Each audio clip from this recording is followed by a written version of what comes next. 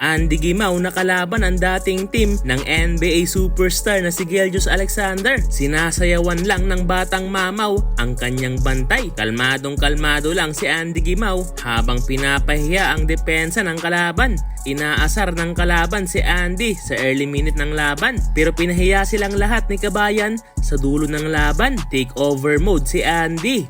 So muling mapapalaban ang ating pambato na si Andy Gimaw sa liga ng The Grind Session. At mga kalaban naman ngayon ng kanyang team na Royal Crown ang koponan ng Hamilton Heights. Dito naglaro noon ng NBA superstar ngayon na si Gelgius Alexander. First quarter ay starting 5 na naman ang ating Kabayan sa lineup. Talagang malaki ang binibigay na tiwala sa kanya ng kanyang coach. Unang naka-score ang Royal Crown mula sa deep 3-pointer ni Andy Gimaw. Magandang pangitain para sa ating Kabayan sa pagsisimula ng laban dahil sa sumunod na position ay muling nakapunto si Andy. Bounce, floater. He has all five. Gandang floater doon ng batang mamaw. Solid naman ang ginawa dito ng teammate ni Andy.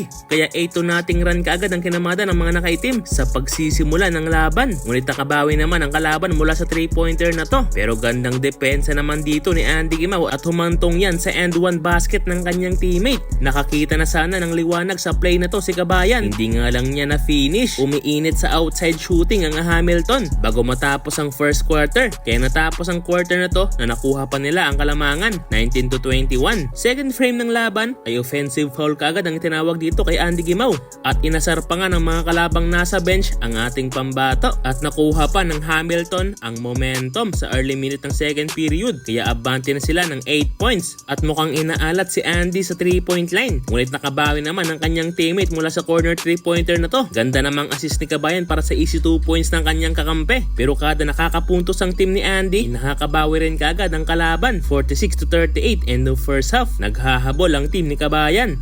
Third quarter ay ganda na sanang driving to the basket ni Andy Gimaw. Hindi nga lang pumasok. Panis na sana ang big man ng kalaban. Pero nagpaparamdam na sa ilalim itong kanilang sentro. And another assist na naman ni Andy Gimaw para sa kanilang big man. Malaking X-factor itong ating Kabayan para sa kanyang team. Kaya baba na lang sa isa ang inahabol ng Royal Crown. Last 3 minutes nang pasayawin naman ni Andy ang kanyang bantay at pinahiya ang depensa ng kalaban.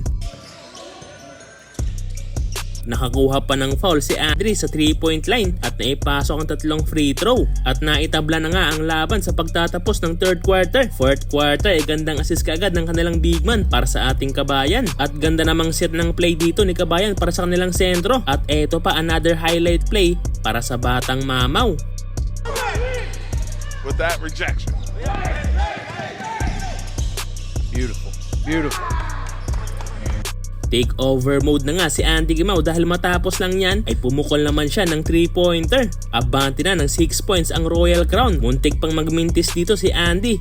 Buti na lang dahil nandyan ang kanilang big man follow up basket. Sa last minute ng laban ay si Andy Gimaw na ang nagdidesisyon at dumadala ng kanyang team at halos umaasa na lang sa ISO play ni Kabayan ng Royal Crown. At dahil dyan ay nagtuloy-tuloy nga ang run ng Royal Crown kaya sa huli nakuha nila ang panalo. Game changer itong si Andy Gimaw, 21 points, 4 rebounds and 5 assists para sa ating Kabayan.